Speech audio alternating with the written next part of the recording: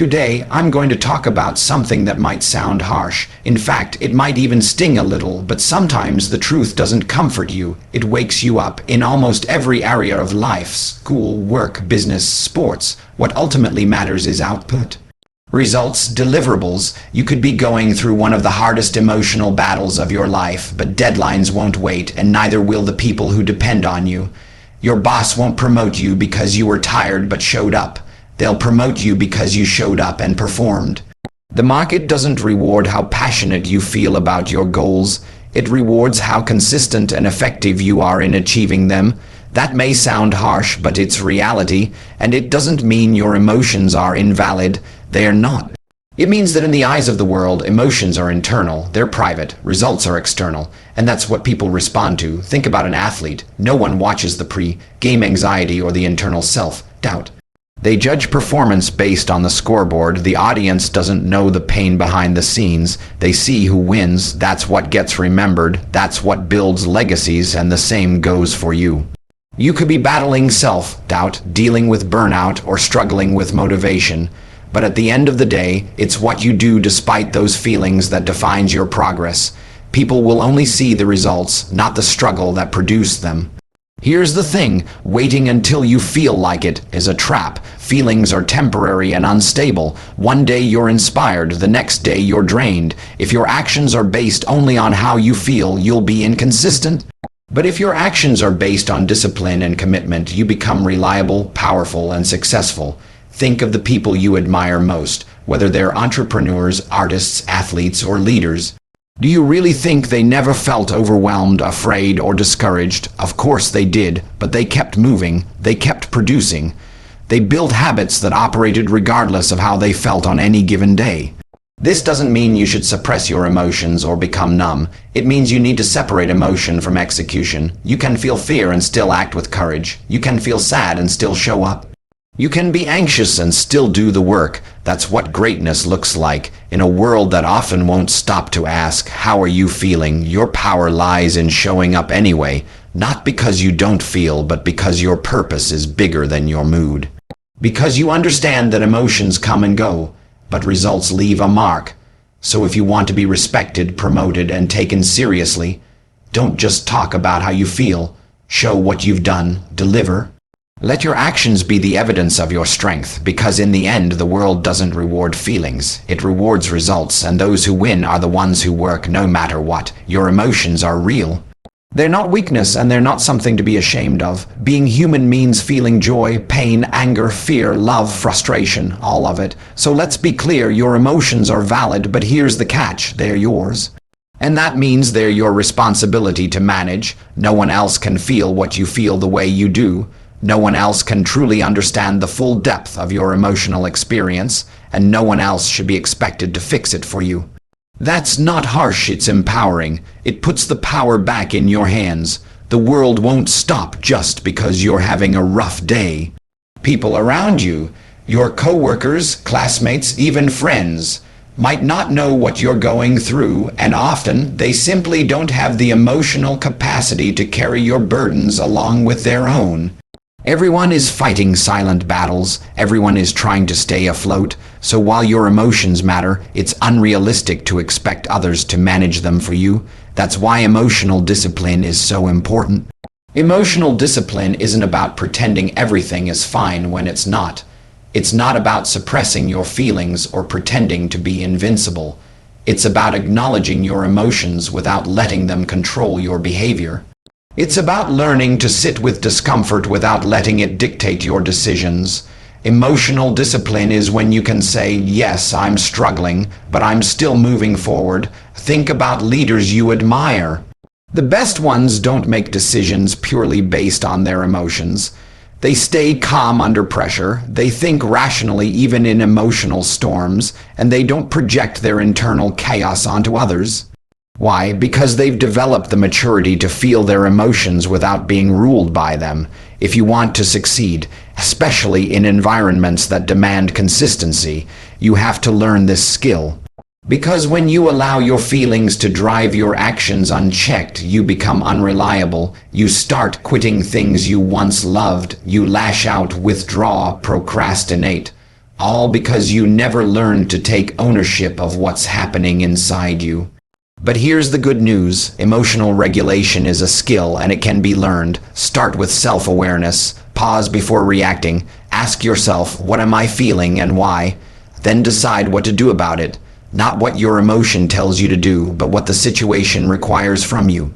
You can feel tired and still choose to be kind. You can feel overwhelmed and still take one small action. You can feel angry and still choose not to destroy what you've built. Remember, you don't control what emotions arise, but you do control what you do with them. So yes, your emotions are valid. They matter, but managing them is your job, not the world's. And the sooner you take ownership of your emotional life, the stronger, more grounded, and more unstoppable you become.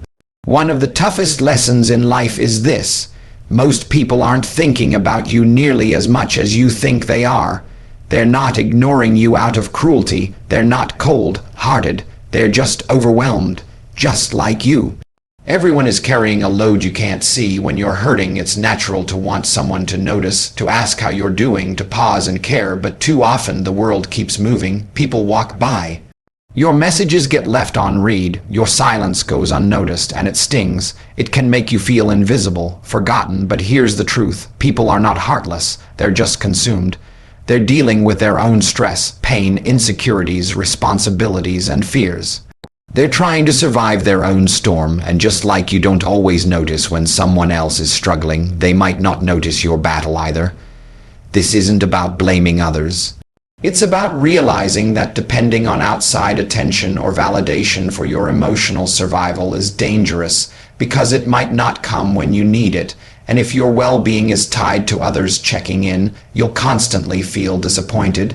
That's why emotional independence matters. You have to learn to hold space for your own pain, to validate your own emotions, to say to yourself, I see you, I know this hurts, but we're going to be okay. You need to be your own first responder, your own caretaker.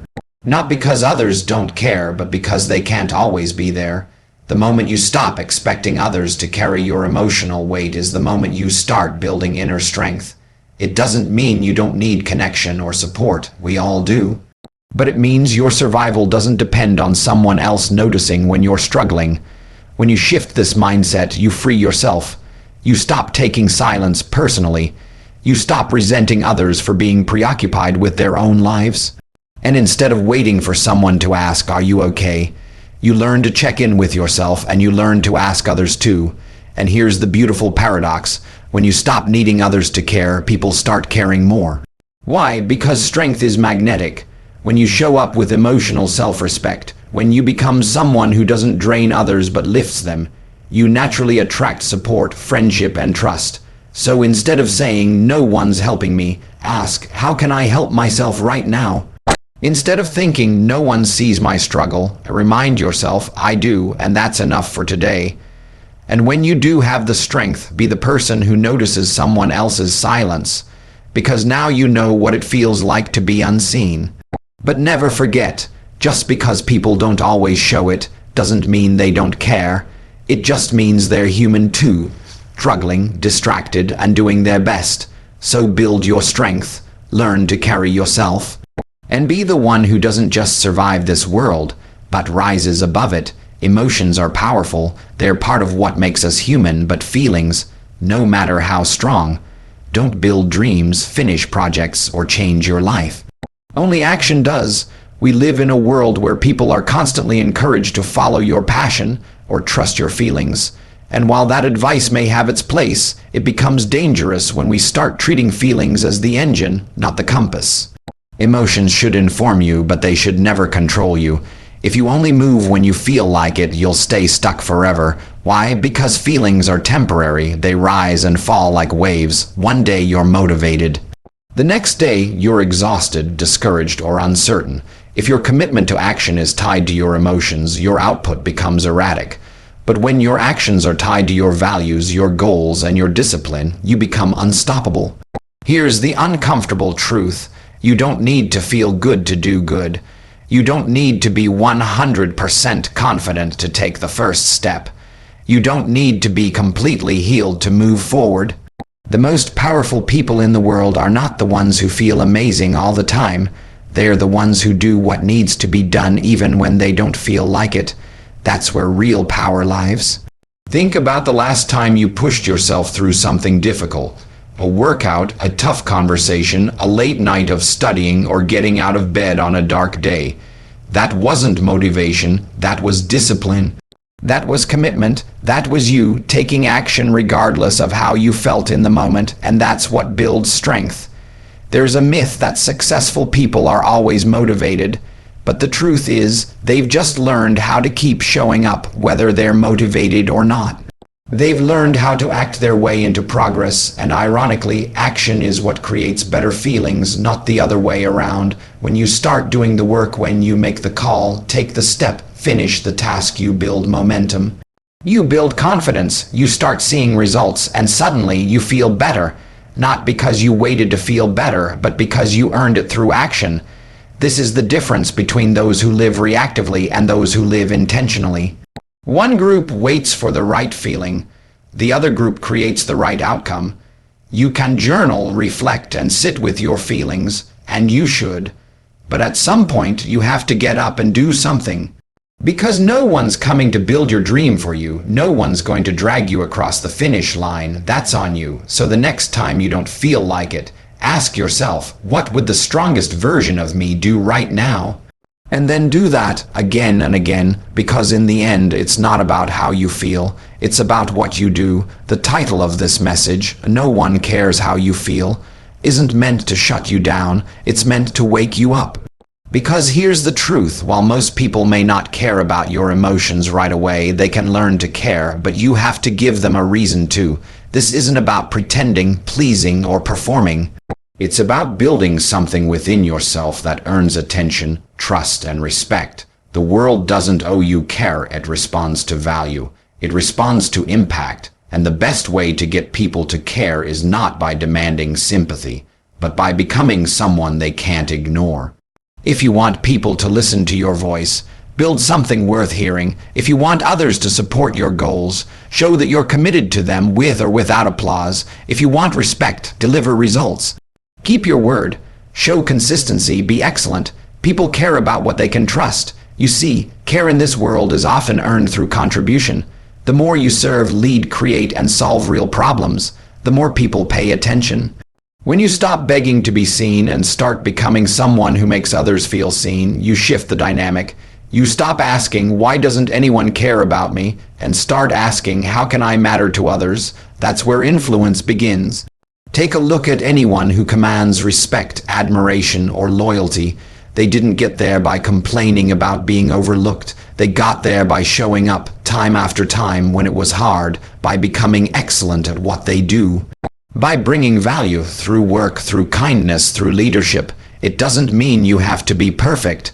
It means you have to be intentional, show people what matters to you, by how hard you're willing to work for it. Let your energy, effort, and results speak louder than your complaints. And here's the paradox. The moment you stop chasing attention and start chasing excellence, people start to care. The moment you shift from asking for support to giving support, people take notice. Why? Because in a world full of noise and neediness, strength stands out. If you want people to care, become a person of purpose. Be dependable, be skilled, be thoughtful, be driven. Let your work speak. Let your presence matter. Let your actions remind people of your character, even when your emotions are invisible. Yes, it hurts when people don't notice your struggles, but you can use that pain to fuel your progress.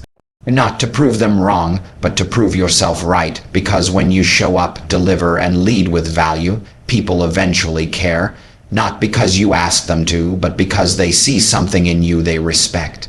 So don't just wait to be cared for. Become the kind of person the world can't help but care about. Thank you.